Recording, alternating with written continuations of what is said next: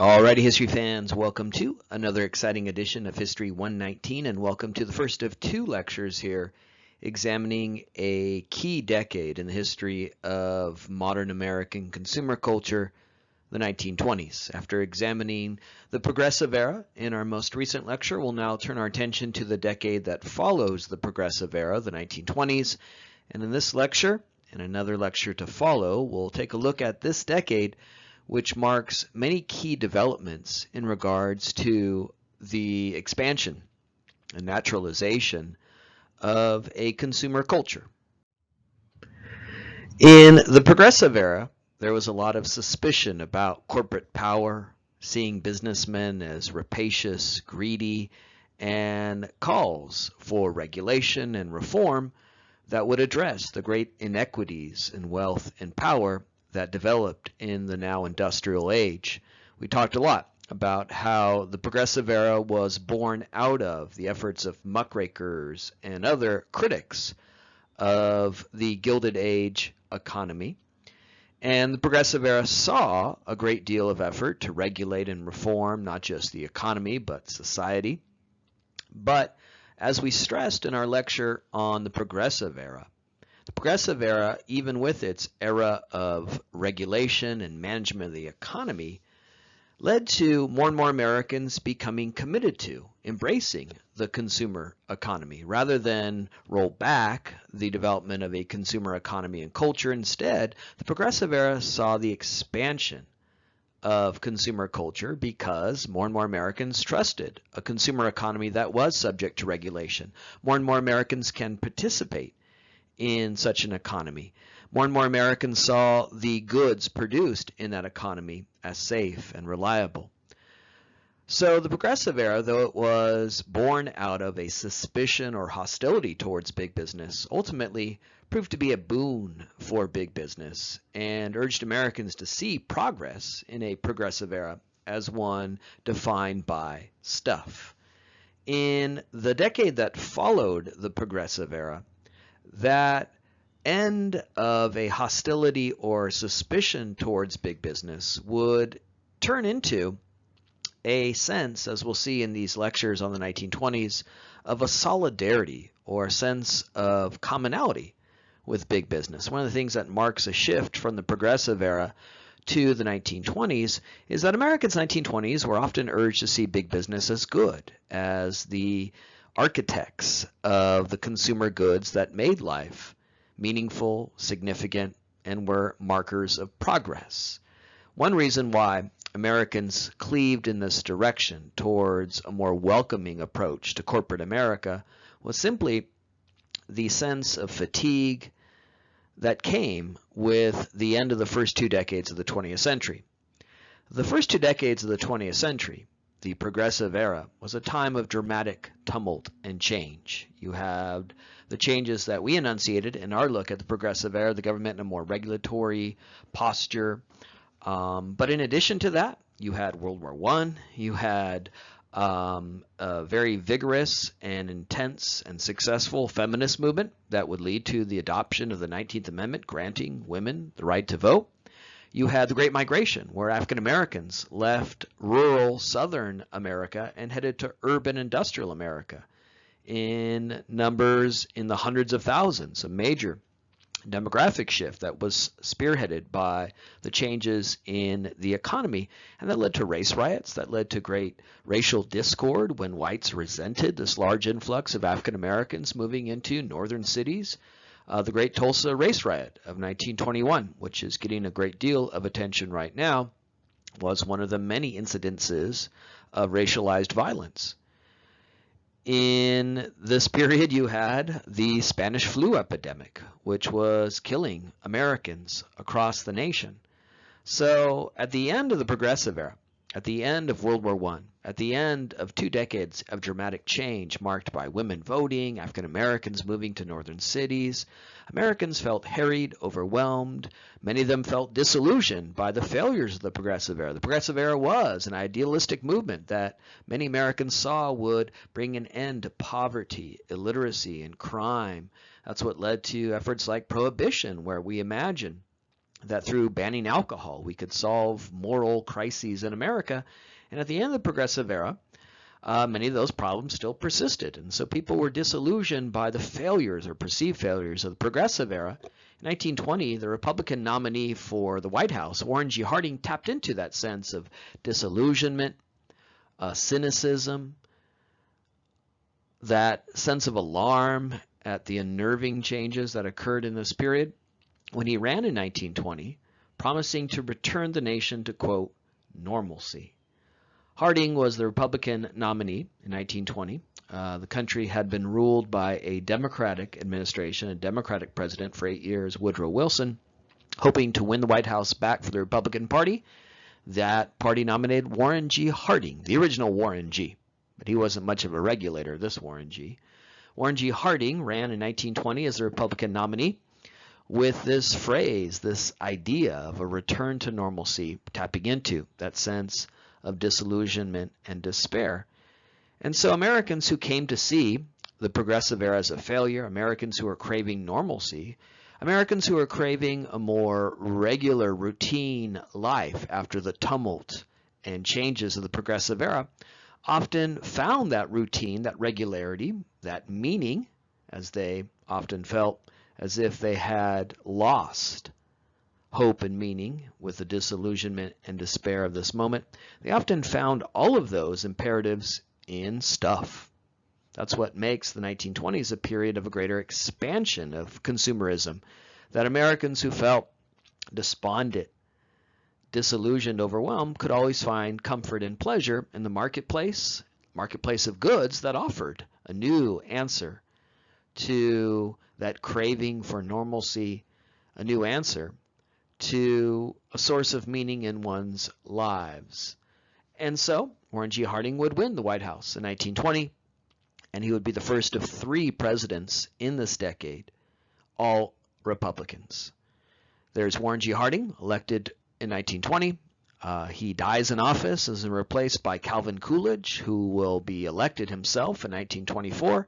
And then in 1928, the third of a string of Republican presidents, Herbert Hoover, who won the White House mostly based on his reputation as a businessman. Now, I know it will come as a great shock that there once was an age in America where a man ran for president bragging that he was a rich businessman, and Americans responded to that by giving him the White House. I know, just use your historical imagination to imagine such a time. Herbert Hoover would be the last of the series of Republican presidents in the 1920s, Harding, Coolidge, and then Hoover, all of whom embraced the doctrine of industrial freedom. This was an emphatic rejection of Progressive Era sensibilities, because industrial freedom was the idea of less government intervention in the economy, less regulation, rolling back many of the regulations that had been established in the Progressive Era. Industrial freedom was about lowering taxes. One of the other reforms of the Progressive Era was the creation of a federal income tax.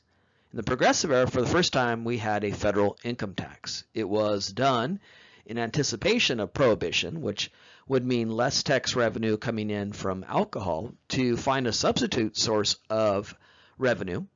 And in the spirit of, indeed, going after rich businessmen, you had the creation of an income tax. Well, under industrial freedom, the Republicans in the 1920s argued we need to lower that income tax, particularly for the wealthy. We need to deregulate businesses. And if we do so, if we free the businessmen from onerous regulations, if we lower taxes on the rich, well, a booming economy will result. The wealthy will have more money to invest. The businesses will be more efficient, no longer retarded by those regulations. And as a result, a booming economy will result, and all Americans will enjoy the comforts and pleasures that come with a consumerist economy, gadgets, gizmos available to all. So with the election of Harding and his Republican successors, it's clear that the political mood and political temper in America was shifting. And this is something to now be keenly aware of as we dive deeper into the class and examine the totality of modern American consumer culture. There are times in American history where a more regulatory mindset prevails. We saw that in the Progressive Era. Progressive era was sparked by a sense of anger, outrage, injustice in regards to the excesses, the inequities in wealth in the Gilded Age. And that led to the Progressive era, a more regulatory moment. But then, after the Progressive era is perceived to be a failure or that it works to undergird and support big business, then you have the 1920s, which, as we are introducing here, would be a time where Americans were disinclined towards regulation and reform. When we get to the end of our lectures here in the 1920s, we'll talk about a stock market crash, a resulting Great Depression, and that will usher in another age of reform and regulation, the New Deal. And as we go forward through the totality of the 20th century, we'll see that ebb and flow between moments of a more regulatory impulse, a more suspicious attitude towards corporate power, calls for more government intervention in the economy, and then shifts back to deregulation and less government involvement in the economy, and an inclination towards celebrating private enterprise and big business. The regulatory moment of the Progressive era led to this moment, 1920s, of industrial freedom, where the American public were urged to believe that what's good for big business is good for us all.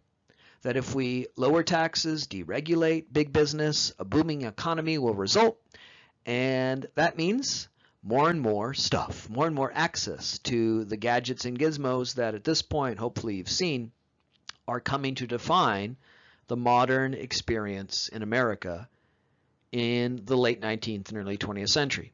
We've talked about the Gilded Age, the Progressive era. We're about to dive into the 1920s, and we've been documenting in all those lectures how the consumer economy expands, how the prophecy of Simon Patton in many ways does materialize, endless novelty, new things available, and people who had once been denied access to those goods increasingly able to pursue those goods. And so by 1920, when this decade begins, more and more Americans had been encouraged through even the Progressive era and its regulatory approach to see the good life, to see modernity, to see pleasure and progress as defined by stuff. And the ethos and spirit in the 1920s was, well, we'll have more access to that stuff. We'll have a booming economy that can facilitate those comforts and pleasures if we roll back regulations, if we roll back high tax rates. And we now have a moment that is part of this ebb and flow dynamic where Americans are encouraged to feel that sense of solidarity with big business, that what's good for the businessmen is good for us all.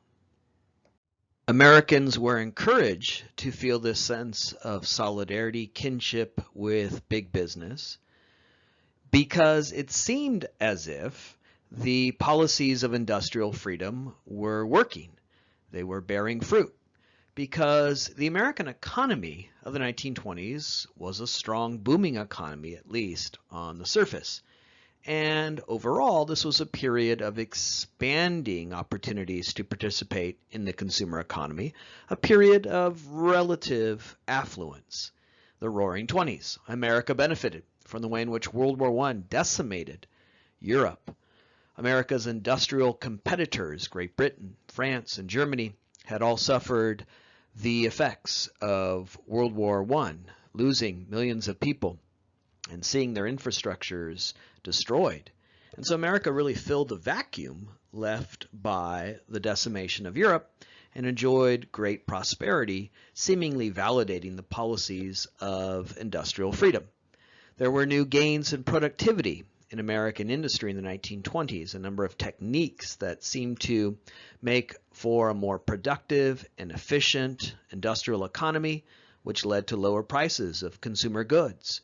For example, new innovations in workplace management like Fordism and the assembly line were adopted by industries well beyond automobiles, making for more efficient production of cars, paying workers more, and in doing so, avoiding strikes and clashes with labor, and further facilitating consumerism by putting more people in people's pockets.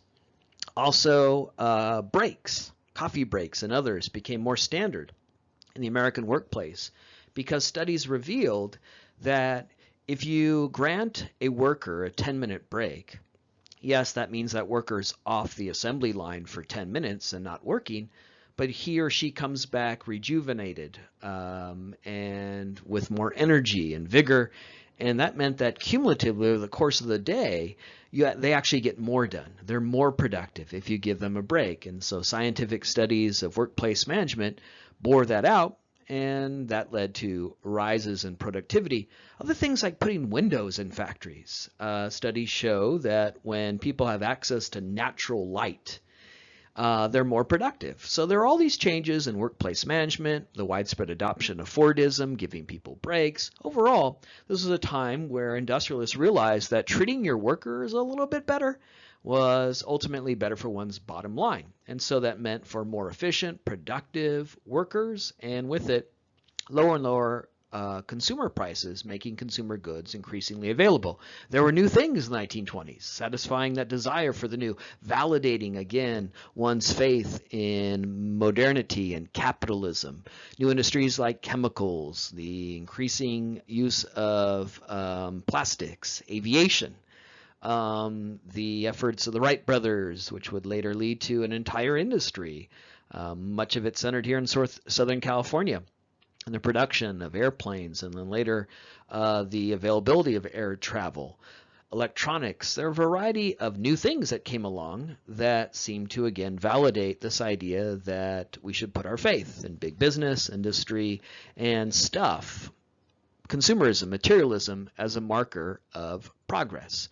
Again, Fordism became the rule now in American industries, well beyond Ford Motor Company. This idea of producing goods efficiently, selling them at a cheap price so more and more people can consume them, paying your workers more so they don't go on strike, they don't form a union, ironing out divisions between owners and labor, paying your workers more so they could buy more things. And so what began at Ford Motor Company became the rule in food processing, in manufacturing of appliances.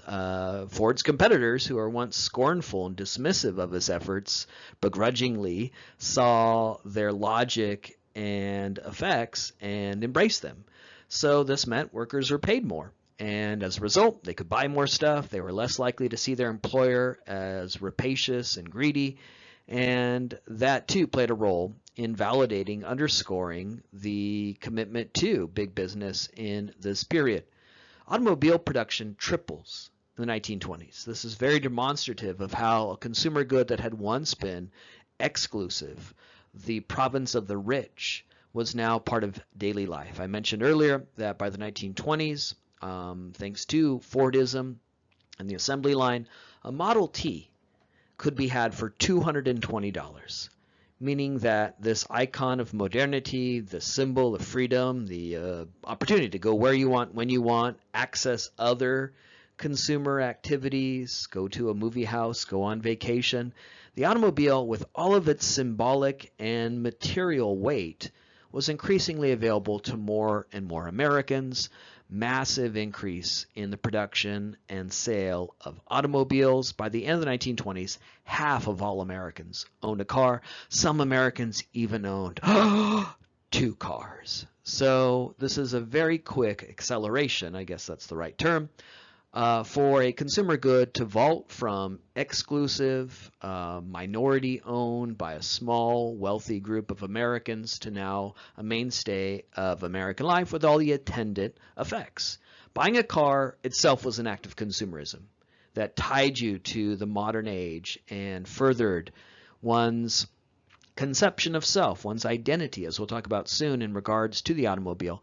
But the automobile was an act of consumerism that gave birth to more consumerist opportunities because, again, it allowed you to go to the downtown department store. It allowed you to drive to the movie theater. It allowed you to engage in other acts of consumerism.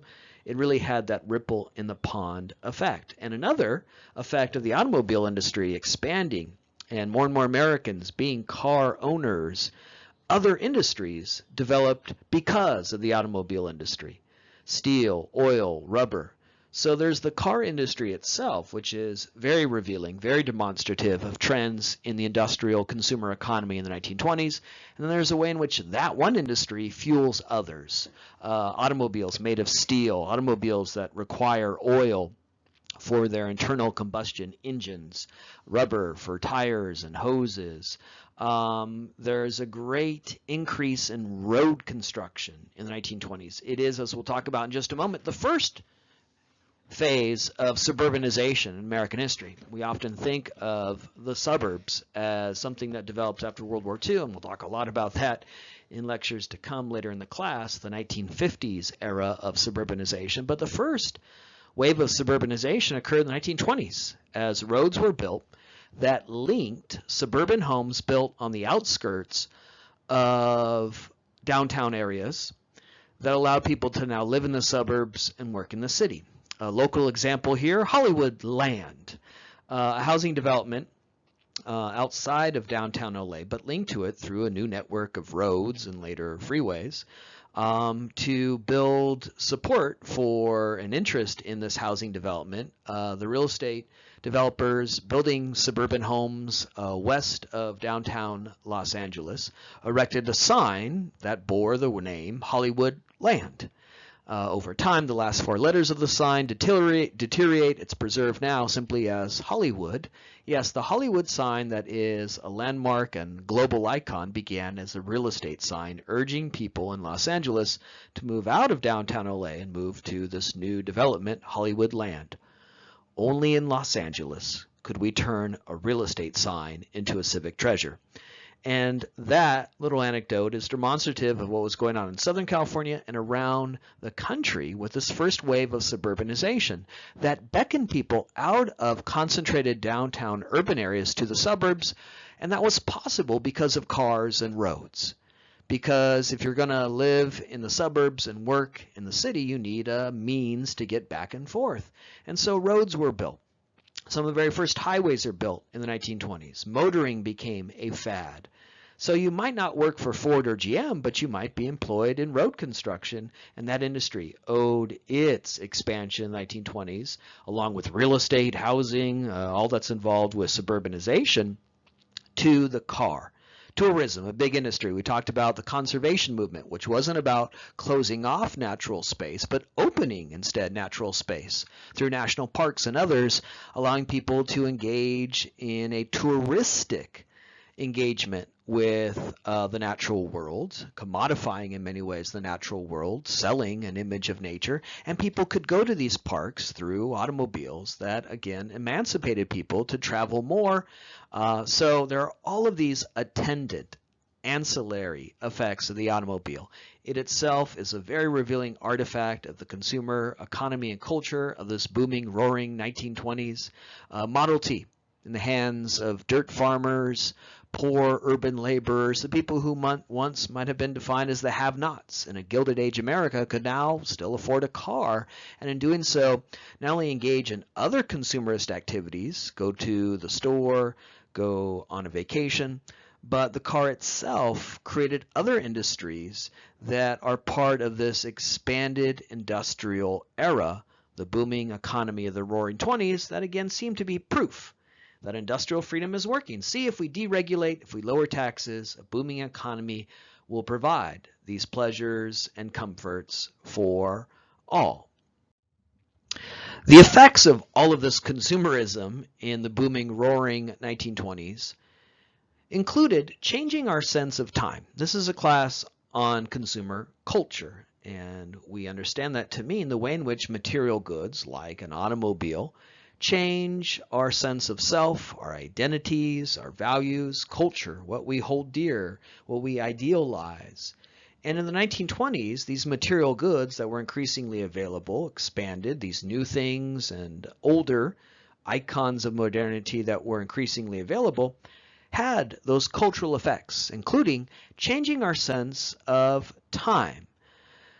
This was a time that seemed to be moving much faster, accelerating with this great fecundity, fertility of mass production, new things being created and new things increasingly available, satisfying that demand for novelty that Simon Patton articulated was intrinsic to the human animal, to human nature, that we crave new things. And one way that the consumer economy changed our sense of time was by giving us a sense of greater rapidity, new things constantly coming out, new experiences being available. We saw the creation of new ways of living in the suburbs. We saw man conquering gravity and be able to fly. So that's one effect on our sense of time. It accelerated our sense of time. It's really the beginning of what we might associate with the contemporary era of our sort of ADD culture, where we have a limited attention span and always crave the new. That isn't exclusively the province of our era. Perhaps the internet and modern media has accelerated it further, but in the 1920s, Americans, for the first time, developed a quicker sense of time, a greater rapidity to American life through the bevy of new goods and materials available. Another example of how consumerism and materialism affected this intrinsic sense of self in relation to time is the marketing scheme created by Alfred P. Sloan, who is one of the wealthiest Americans of this age, a man of immense wealth who left a great deal of that wealth to philanthropic efforts that continue to this day. If you're ever being forced to watch some terrible, boring PBS program about, I don't know, American history or something, you'll often see that a lot of the PBS programming is funded by the Alfred P. Sloan fund. So Sloan's name is still around. He's still associated with all forms of philanthropy. He made so much money as the head of GM that he left it in a trust that often funds boring history programs on PBS. Sloan was the head of General Motors, the main competitor to Ford Motor Company. In the early 20th century, General Motors was a consolidation of smaller manufacturers who came together in this one big conglomerate to compete with Ford Motor Company. And Sloan, as the head of General Motors, wanted to make American consumers lifelong devotees of GM. And he did so by coming up with a scheme that imagined different periods in your life associated with different brands in the GM line. The idea was when you're a young person just starting out, you buy a Chevrolet. That was the cheapest priced GM brand. And then as you get a little bit more successful, you get promoted at work, you got a little bit more money in your pocket, you might buy a Buick. You needed a larger car, you had a family, you were married, you were in middle age. After the kids move out and you've got a little bit of extra money, then you could buy the top of the line GM product, the Cadillac brand. So Sloan came up with this idea because won't it be great to have an American consumer who is locked in, spending every dollar they will spend on automobiles in their lifetime buying GM products? Wouldn't it be great if we could sell them Chevrolet and then an Oldsmobile and then a Buick and then finally a Cadillac? But what this did was it encouraged you to think of who you are, your status in life, your place in the lifetime of your existence here on Earth in relation to the car you drive. This is a point we made before. It's a point we returned to here. Automobiles are more than just forms of transportation. They're more than just a means to get people from point A to point B. For Americans, through the course of the development of the modern age we chart in this class, cars from the very beginning through today have been associated with one's identity, one's place in time, one's success. We think of the car as demonstrative of the self, and this is consumer culture. This is how a consumer good that is basically about transportation becomes so much more than that. In this case, it becomes a marker of who you are at a timeline in your life. It becomes a marker of improvement, success, right? As a young guy, all you could afford was that base model Chevrolet, but now you've made it. You got that Cadillac. So yes, Sloan's scheme was about making you a lifelong devotee consumer of GM products, cradle to grave. But moreover, it was a way of naturalizing this idea that who you are is revealed in the car you drive, that your car is demonstrative of where you are in the scope of your life. It is demonstrative of an upward march of progress, development, greater success in the lifetime of you, the individual. So it was a way of thinking of time, in this case, the span of one's life, in relation to the car you drive. In the 1920s, Gillette had a marketing campaign that urged Americans to buy their razors so that they could be, quote, masters of their time. You could shave in just 3 minutes. Oh my God, what do they do with all that extra time, right? This is also a good example of how consumer goods changed our conception of time. How if you just buy this product, you'll have more time. This is a well-established and enduring motif in American marketing and advertising. This idea that if you just buy this product, magically there'll be 25 hours in the day. That if you just buy this product, somehow, miraculously, you'll find more time. We still fall for this, right? Look how appliances are often marketed to American consumers today. That if you just have this dishwasher, if you just have this washing machine, you'll get your chores done quicker than ever before. When the computer was marketed to Americans in the 1970s, 1980s, Americans had to be convinced to put one of these things in their home. They were actually marketed as home computers. The PC that sometimes we just use as, those two letters stood for personal computer. And the idea was this was a computer for you in your home, in contrast to the computer you use at work. People said, why do I want to buy this damn thing I associate with work? When I go home, I don't want to be by a computer. The way in which IBM and Apple and others got over that resistance to buying a computer for oneself, a personal computer, was by convincing us that if we had a computer in our home, we'd get things done so much quicker. It would be easy to do the weekly budget or monthly budget. It would be easier to do our taxes. It would be easier to organize our lives. So in more modern eras, we are increasingly seeing this message that if you just buy this gadget or gizmo, it'll save you so much time. That began here in the 1920s with campaigns like this. So what is being sold here isn't a razor, it's a time machine. What's being sold here isn't a Gillette product, it's a miracle that could allow you to have more time, to be master of time. Very, again, demonstrative of consumer culture. How consumer goods are freighted and loaded with values and meanings, in this case, sold to the American people not as instruments designed to do whatever they're engineered to do, in this case, remove hair from your face.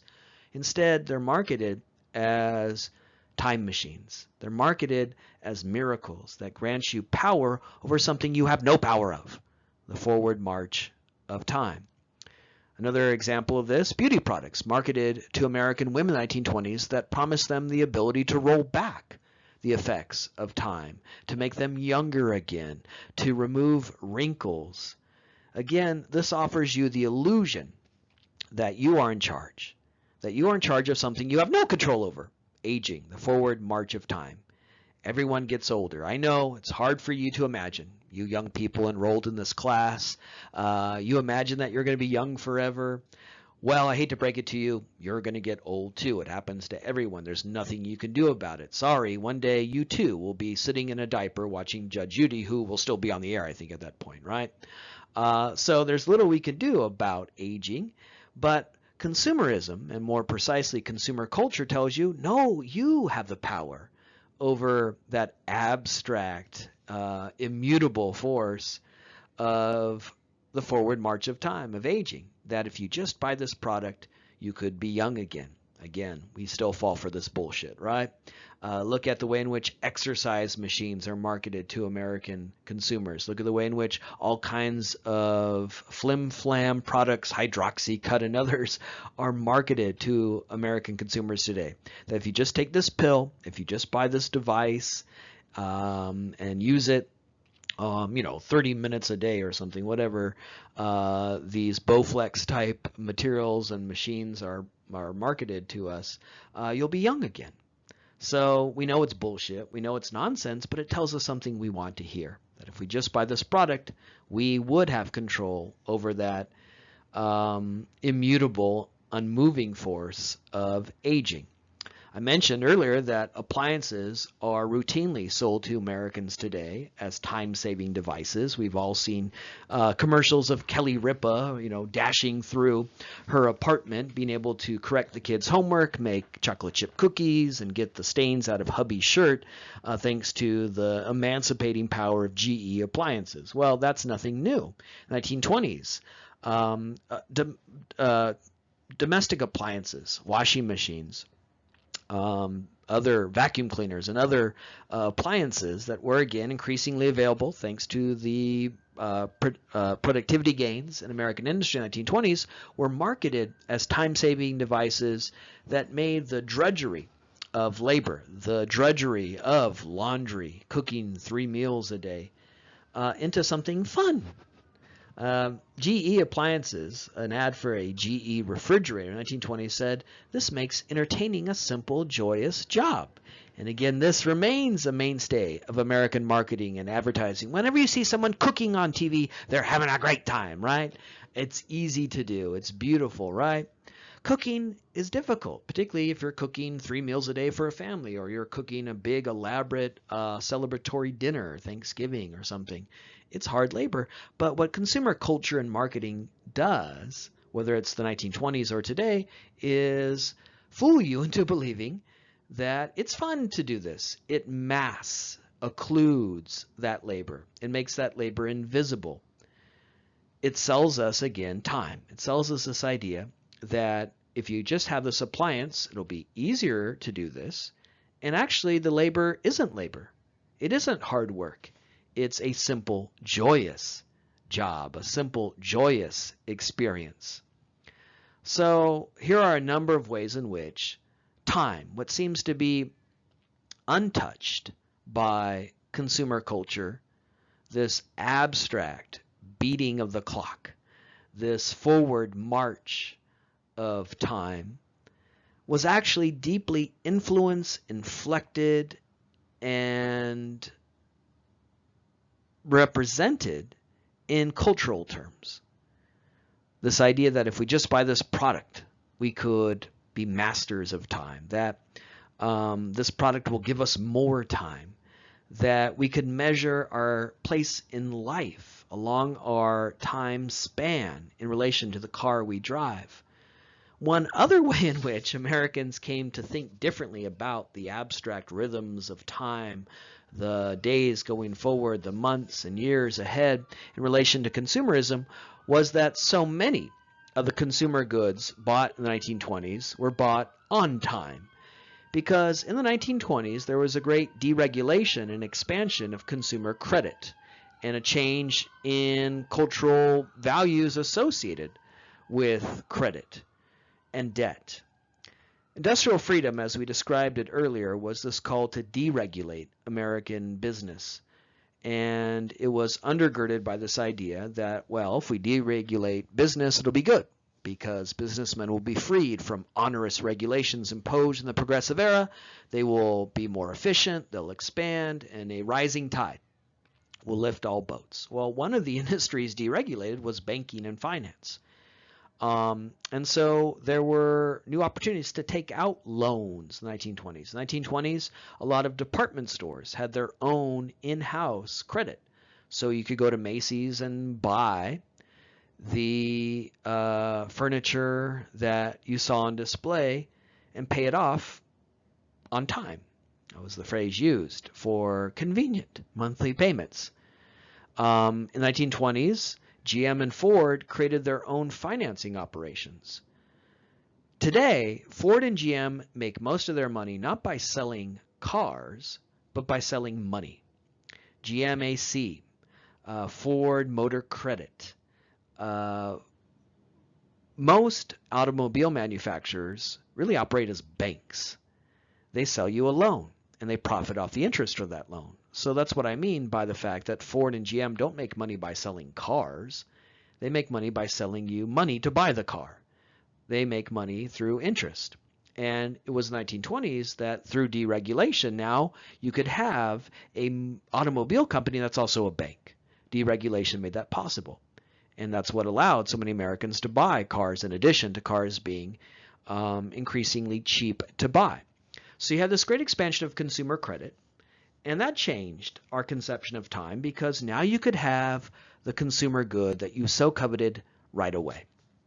You could drive it off the lot today. You could take it home today, have that instant gratification, have that instant pleasure. Again, changing our conception of time, and also postponing over time the pain, the payments, the paying of that consumer good. So it changed our conception in that way, two different ways. One, in giving us that instant gratification, and in two, postponing, elongating over time the pain of actually paying for that consumer good. So you had this great expansion of consumer credit. You had new laws or deregulating of existing laws that made this expansion possible. And with it came a different attitude about debt. In the 19th century, in the 1800s, debt was considered a personal failing. If you were in debt, you were a bad person. There was something wrong about you. You made bad choices. You were immoral. You were profligate and licentious and more pleasure-seeking. The 19th century, if you had debt, if you weren't thrifty and frugal, it was seen as a personal failing, a moral failing, a marker of sin. In the 20th century, over time, debt changes so that it is no longer associated with sin, no longer associated with a personal or moral failing. The 1920s was a big moment in that transition because when more Americans had access to consumer credit, could take out loans, pay things off on time, when you could have that instant gratification, it lowered the stigma that had been previously attached to debt. And over time, debt becomes not a marker of a failing, but as today, a marker of goodness. If you're not in debt in the 21st century, something's wrong with you. In the 19th century, it was if you were in debt, something's wrong with you. But today in America, if you're not in debt, it marks you as strange, different, and suspect. Want to buy a car in America today, you have to go into debt. Few Americans can pay cash for a new car. If you want to buy a home, a marker of success in America today, you take out a mortgage. If you want to go to college in America today, that means debt. So all the things that mark success, car ownership, home ownership, a college degree, involve debt.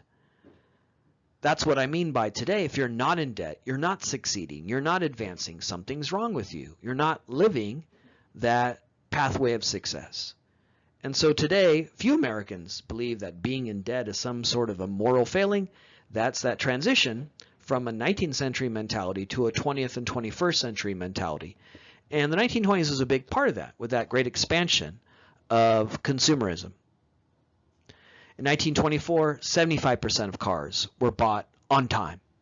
75% of radios bought on time. 80% of appliances. What happens in the 1920s is consumerism further changes our sense of time through this expansion of credit that gives you that instant gratification and postpones later in time the pain of consumerism through convenient, elongated monthly payments where you pay off this consumer good with interest on time.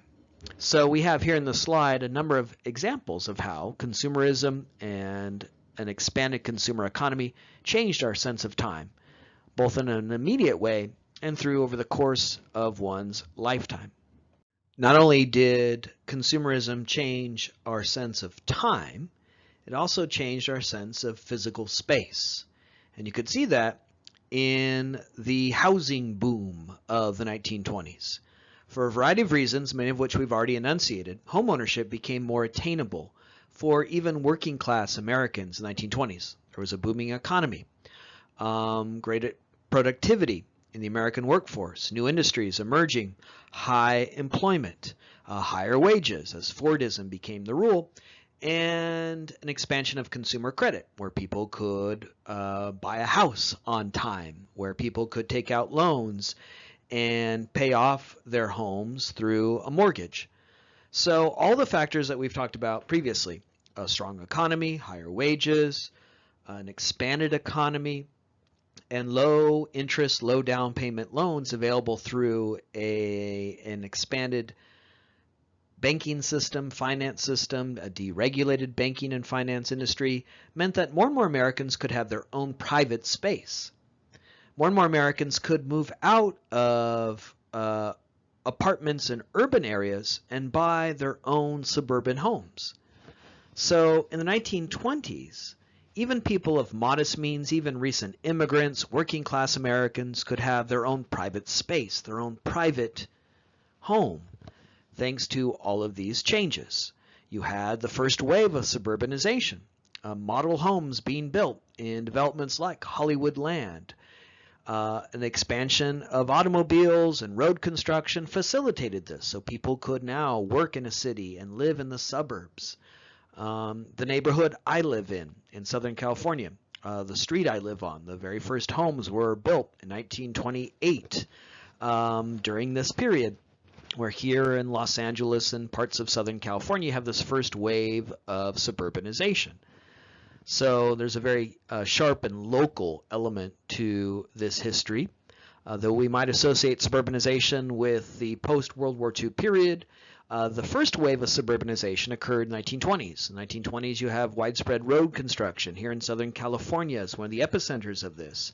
If you've ever driven out to Pasadena, along the 110 freeway, you get to a point when you're out of downtown Los Angeles headed to Pasadena where the freeway gets really narrow and the on-ramps and off-ramps are extremely short. You go from a suburban street right onto the 110 without an ability really to build up speed and merge. It's kind of an interesting experience to drive that section of the Arroyo Seco Parkway. And that's because that stretch that eventually was integrated into the 110 was built in the 1920s when cars were much smaller and slower, so that short on-ramp wasn't such a risk as it is today. And that is another local example here of how Pasadena was built up as a suburb connected to downtown LA through things like the Arroyo Seco Parkway, which is now part of the 110 freeway. So all of these factors, again, work together to help fuel the rise of suburbanization. Low interest, low down payment loans available so Americans could procure these homes. The image here on the slide is of a catalog in Southern California where you could just pick out your cookie cutter house out of a catalog in a brand new development, in this case Fairview Heights. So it is the first age of suburbanization. And all of this changes our sense of space. No longer clustered together in cities, in apartment buildings. This ability to buy your own home, even for people of modest means, gave them a sense of privacy, exclusivity, gave them a sense of individuality. This was your home, your enclosed space, a sense of greater privacy, as you were no longer subject to the close proximity to neighbors. Now you were bubbled inside your home. Now you had your own exclusive space. You could modify these cookie cutter homes chosen out of a catalog, add on a deck, add on a flower or vegetable garden, meaning that this was your private space that could reflect your individuality, your free expression. So these trends in the consumer economy affected consumer culture by changing our conception of private space and granting us greater privacy, exclusivity, no longer subject to the close proximity and gaze and intercession of neighbors, an exclusive space that you could manipulate to reflect your own individual self.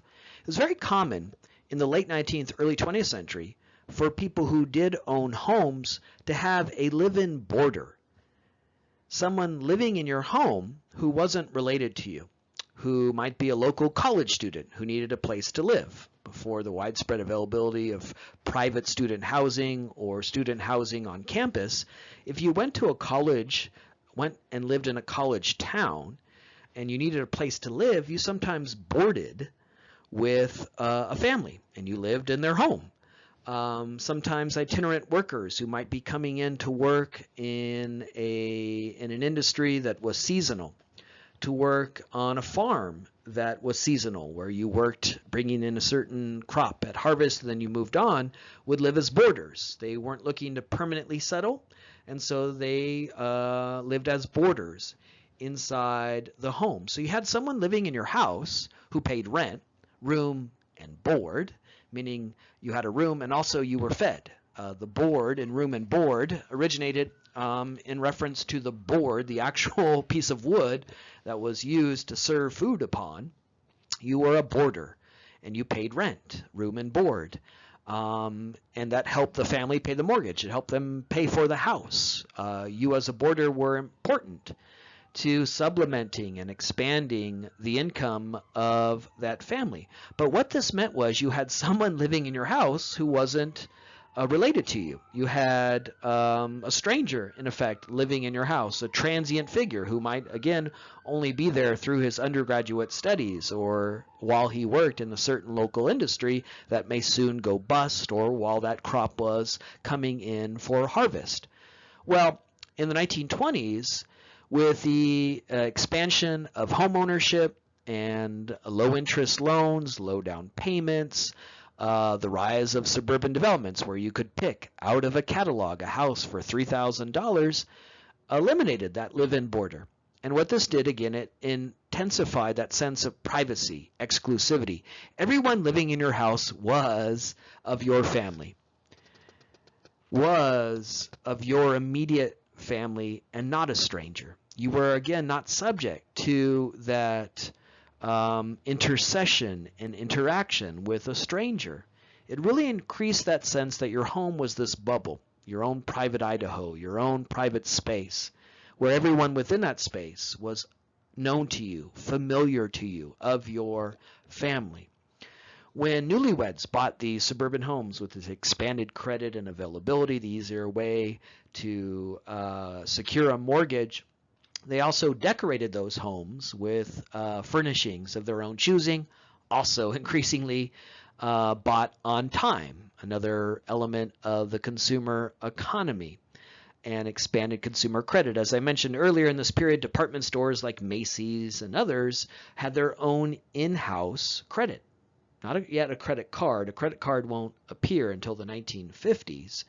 But you had a store credit system where you could buy furnishings on time. So the house itself was bought on time, and then you could fill it with all of these furnishings that, again, were increasingly accessible because you could pay for them over time.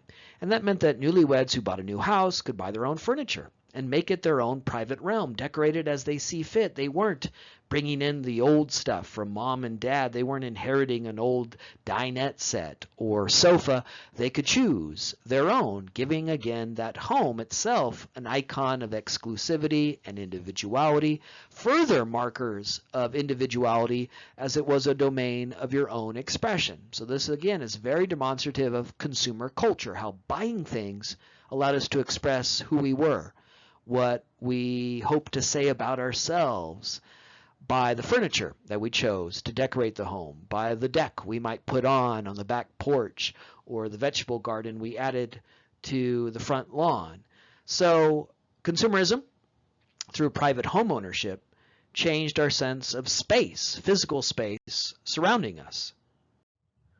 Some more remarks about this change to, again, what might seem to be untouched by culture, the physical world that surrounds us, but indeed was deeply influenced by consumer culture, the sense of a changing sense of physical space in the 1920s. The design of homes changed in the 1920s with the elimination of parlors, and instead the substitution for a more private and intimate place, the family room. Homes built in the Victorian era of the late 19th century tended to have parlors included in the floor plans of these homes. There are many Victorian homes still around, many of them here in the Inland Empire, that were built in the late 19th century, and they tended to include parlors. The term itself, parlor, does seem to be so old-fashioned, outmoded. Chances are, whatever house you're living in today, you don't have a parlor. It's something you often encounter in old movies and Jane Austen novels. But the parlor was a mainstay of a less private home. In the 19th century, in the Victorian era, it was the receiving room in the home. It was the room that outsiders and strangers would be welcomed into, and separate from the more interior, private space of the home. The parlor is where you invited neighbors over to chat. The parlor was where a traveling salesman might be welcomed in for relief from the cold or the heat. It was where you might entertain the boss or the school teacher who wanted to come over and talk about little Jimmy's grades, right? So the parlor was a formal area in the home open to the outside. But in the 1920s, in the development of new suburban homes, it disappears, and instead you get the family room, which was made solely for the family. That's not open to the outside. It's not open to strangers. And what this meant was, again, the totality of the home was for the intimate desires and expressions of the family. You didn't have a live-in boarder. Everyone inside your home was of your family, and your home wasn't to be penetrated by outsiders. There wasn't a parlor that provided that sort of semi-private realm, that area open to strangers and outsiders. And all this had the effect of giving us a sense that the home is our private bubble, our private space, our own private Idaho. Front porches were often removed to make room for other key changes to family and home life in the 1920s. Again, in homes built in the late 19th century, and some of the Victorian homes that still stand in parts of Southern California that have been preserved, they often have these big open porches that were very common in home design in the late 19th and early 20th century. Well, that porch that took up so much space was eliminated in the 1920s in favor of something that was increasingly necessary, the garage and driveway. Because if you're going to live in the suburbs, you need a car to get from your job in the downtown district to your house in the suburbs. So the porch is removed. And what this meant was, again, that you had less contact with outsiders, that your home was more commonly associated with intimacy and privacy. In homes built in the late 19th and early 20th century, before the 1920s, that did include these big sprawling porches, people often went out on their porch in the evening, particularly before the advent of and availability of air conditioning, to cool off. And that meant you were literally outside exposed to your neighbors. And that meant that your home was not solely private, that it was sort of open, that front porch where you were on display, where you often chatted with your neighbors. Here in Southern California, big open porches were very common before the availability of air conditioning because, again, on a hot summer night, you wanted to be outside. You wanted to be on your front porch. It's very common for people to sleep outside in parts of the Southwest before air conditioning. It was very common for people to sleep on their roofs. If you read through old editions of the LA Times, because this is what dorks like me do, historians, this is what we do. We actually read through old newspapers. It's a great time. It's a gas, right? If you read through old editions of the LA Times before the availability of air conditioning, there are a lot of accounts of people who died while sleeping on their roofs because in the middle of the night they turn over and they fall to their death. The reason why they're on their roofs or porches was because it was the only way to sleep.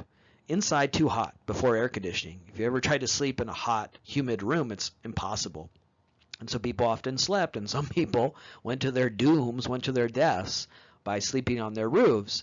But when the porch disappears, when later air conditioning becomes available, people aren't outside. They're not available. They're not visible to their neighbors.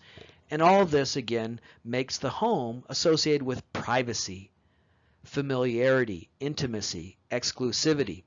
I mentioned that a lot of these suburban homes were sort of cookie cutter. You literally ordered one out of a catalog. It looked just like your neighbor's. And because of that, people wanted to customize this exclusive private space, make it demonstrative and revealing of themselves. We talked earlier about how a car could be seen as a marker of identity, a marker of self. That the car was more than just basic transportation, but revealing of who you truly are. Well, the same was true for the private home. Not only was it your own private space, but you wanted that private space to be a marker of who you were. So you had a do-it-yourself movement in the 1920s, a great expansion of hardware stores, of home improvement tools being sold so that you could put on a deck, you could add a barbecue, a vegetable garden, and make the home your own. A lot of white-collar working Americans who worked in the professions, 1920s, wanted to get in touch with their hands and manual labor. Perhaps their fathers and grandfathers were farmers, and they were part of this transition we've been talking about in these lectures of moving to a more urban industrial economy. Maybe they were the first in their family to work with their minds rather than their hands and to get in touch with their roots and really connect with that part of their identity. They put in gardens, or they worked with their hands by building decks and barbecues. And so there was this do-it-yourself movement in the 1920s that went along with turning your cookie-cutter suburban house into something customized, identifiable, that allowed you to connect with manly virtues of home construction and repair and gardening. And all this, again, granted people a sense of individuality and expression, cultural values in relation to this consumer good, the home. It changed our sense of physical space. Now your home wasn't just a place where you lived. It wasn't just a dwelling. It was a marker of you. It was a place where you expressed yourself. It was a place where your true self came forward through this expression. Stanley Tools, one of the home improvement tool industry companies in this period, had a marketing campaign that said, our tools, quote, make father and son partners. That if you buy these tools, it allows you and little Timmy, little Jimmy to get to work on the weekend, building a deck, building a porch swing, building an outdoor barbecue. What's being sold here? What is being sold in this tagline, this advertising, this marketing? It's family. It's togetherness. Buy this product, Stanley Tools, and be a good dad. Buy this product and have time with your son as you work together building these projects around the home. So here's a really good example of how what's being sold isn't the product itself. It's something cultural, something of value. In this case, family togetherness. This too remains a mainstay of American marketing. McDonald's doesn't sell hamburgers. It sells family time, nostalgia. You know, if you look at a McDonald's ad today, at least before COVID and the like, it was about taking your kid down to McDonald's for some nuggets, right? Buying a Happy Meal. It was about family. It was about togetherness. If McDonald's had to rely on selling their hamburgers, they'd go bankrupt because their hamburgers suck. They're miserable. They're terrible, right? Everyone would instead go to In-N-Out where the hamburgers are fairly decent, right? But McDonald's doesn't rely on selling hamburgers. It sells markers of family, togetherness, right? Mom and dad taking the kids for a McFlurry or a Happy Meal, taking the kids out after a Little League game. Stanley Tools here in the 1920s established that, which continues to this day, this way of marketing not a product, but family, togetherness, the intimate cultural bonds here. Stanley Tools making father and sons partners. You could be a good dad if you buy this tool set and engage in this customization of the home. Another way in which our sense of physical space changed in relation to the home was that the home was now imagined to be a place not just of individuality and expression, but of entertainment, thanks to the way in which you could fill your home with all kinds of sources of amusement and entertainment. The radio. 1920s was a period where the radio became increasingly a mainstay of American life. And the radio was a modern marvel, like so many of the modern marvels we've encountered here. It took the distant and brought it close. You could now listen to the Yankee game, the Jack Dempsey heavyweight title fight. It was right there in your living room. You could listen to the radio program so popular in this period, The Adventures of Hopalong Cassidy, The Adventures of Amos and Andy. They were right there in your parlor, in your home. You didn't have to go outside the home for entertainment. The wireless, the radio, beamed it right there into your living room. The phonograph, we talked about this earlier because it first became available to Americans in the Progressive era, but it became even more available, cheaper in the 1920s. And the phonograph offered you, again, music on demand. With a drop of a needle, you could listen to any song you wanted. Prior to the availability of recorded music in the phonograph, you had to leave your home to go and hear music. You had to go to a concert hall or a vaudeville theater to hear live music. But now you could enjoy that music when you wanted, on demand, with the drop of a needle in your own home. Player pianos were also sold in the 1920s. What's a player piano? Well, it was a piano that could play itself. You loaded it with a paper scroll.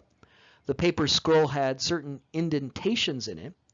When the paper scroll turned through the playing mechanism, the different indentations in the scroll triggered different keys on a piano. So you loaded in a scroll, and the piano played itself as the scroll unwound. So you didn't even have to learn how to play the piano to be able to have live piano playing in your home through this machine. So people in the 1920s were encouraged to stay ensconced in their home. No longer necessary to leave the home.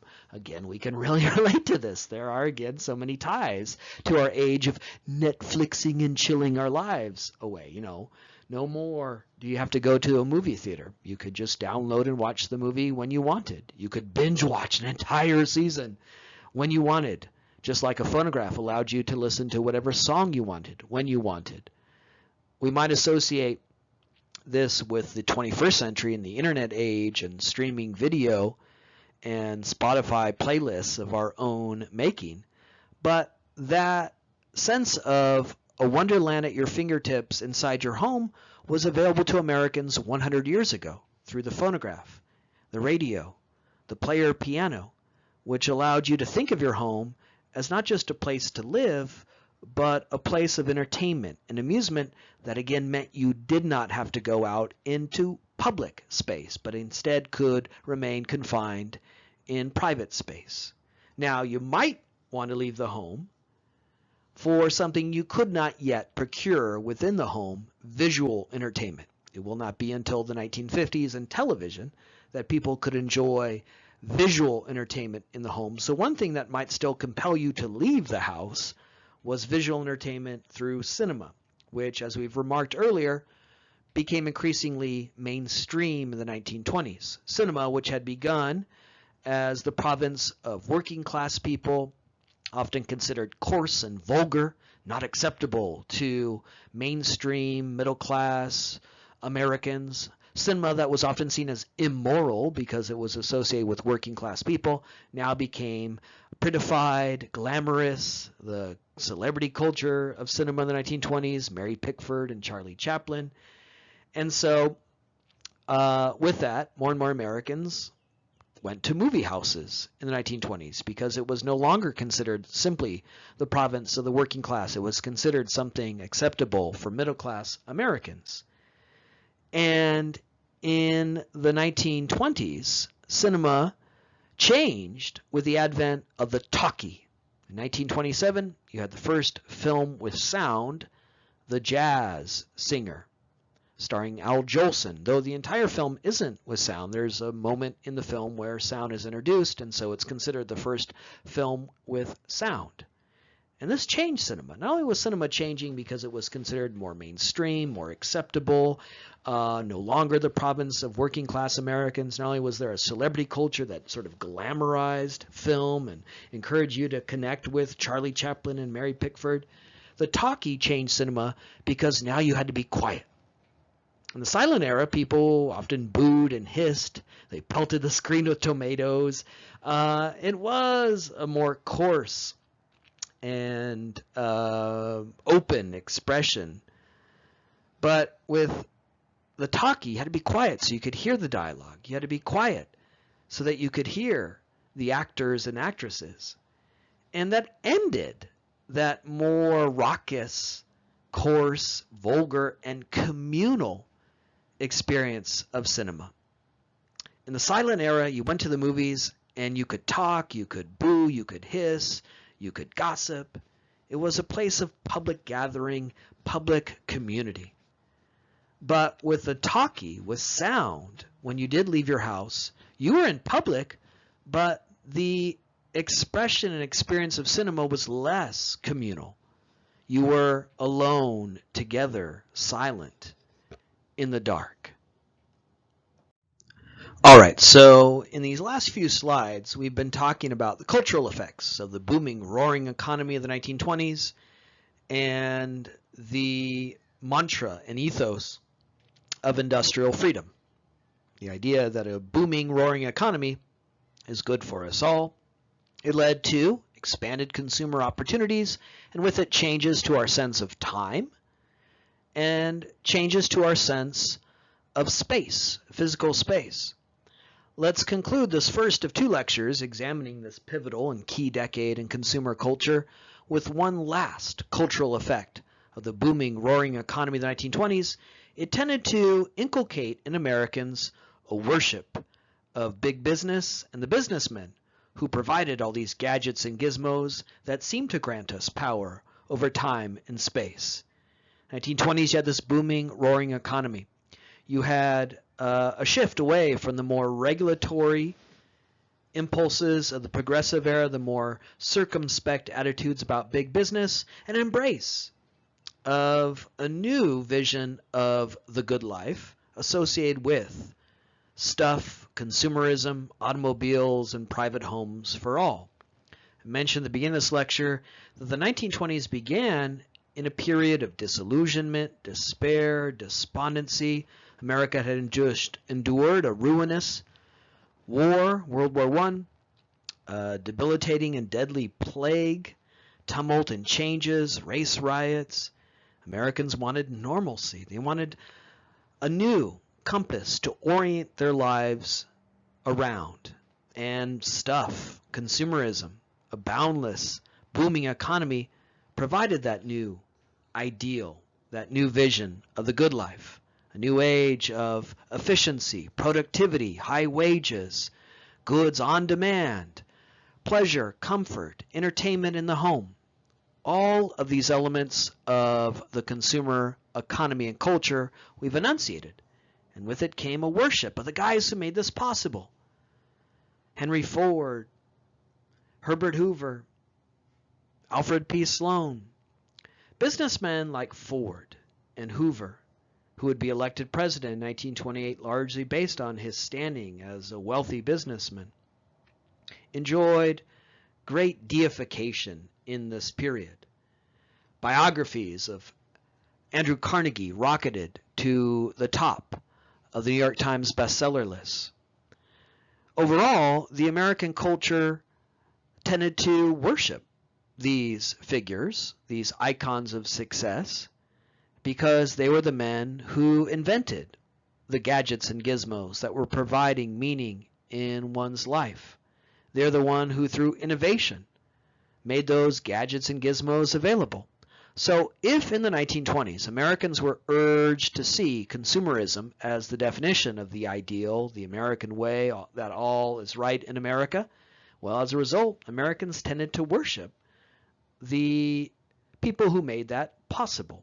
Also, Americans were encouraged to see a definition of beauty in relation to stuff.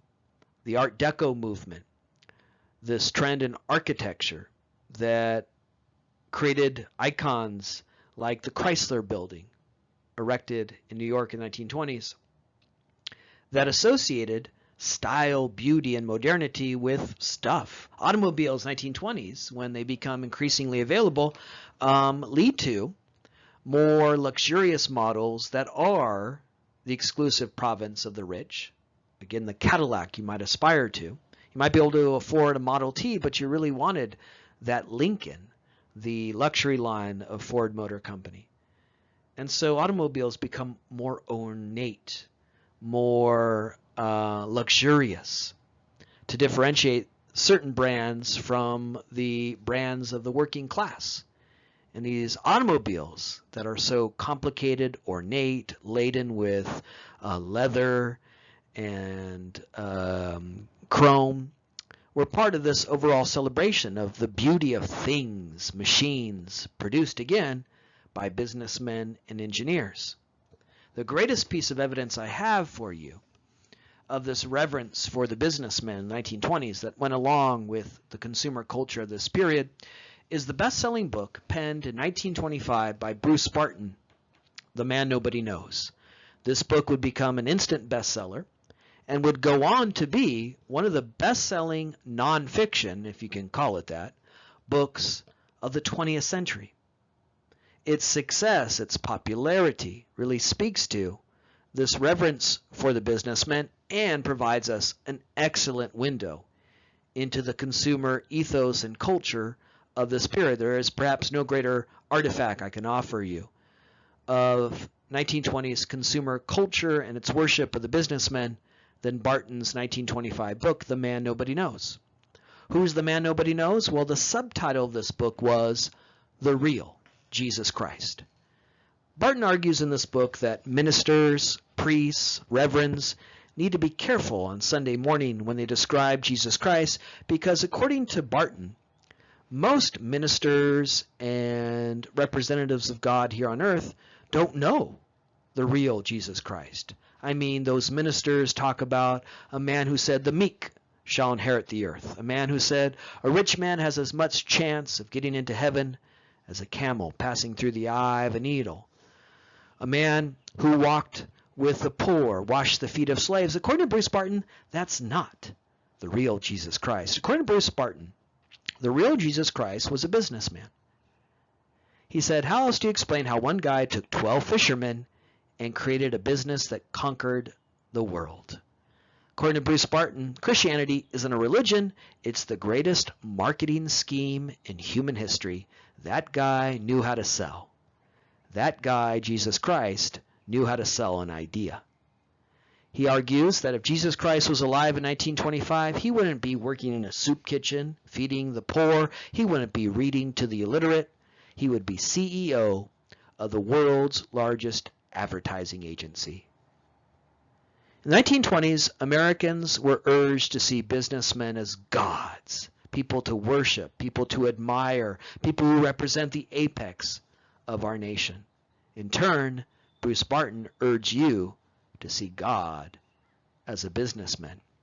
And if you think this is weird, if you think this is strange, people really believe this? People actually bought this book? This book is one of the best-selling books of the 20th century?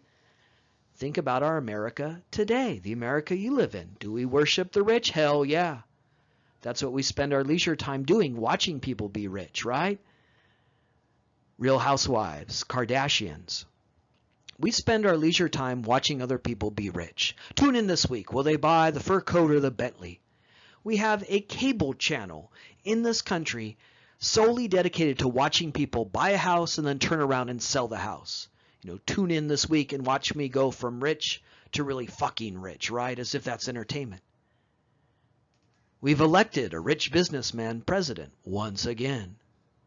When Steve Jobs died a few years ago, there were people literally weeping in the streets.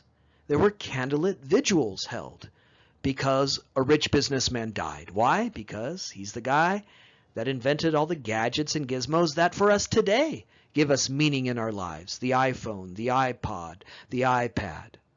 So if you think this is weird that in the 1920s people associated God with businessmen and businessmen with gods, yeah, it's not too different than the America we live in today. Think about how many people drive around with that Apple sticker on their car where they voluntarily went into their driveway and slapped that sticker on their car. Apple Nation, right?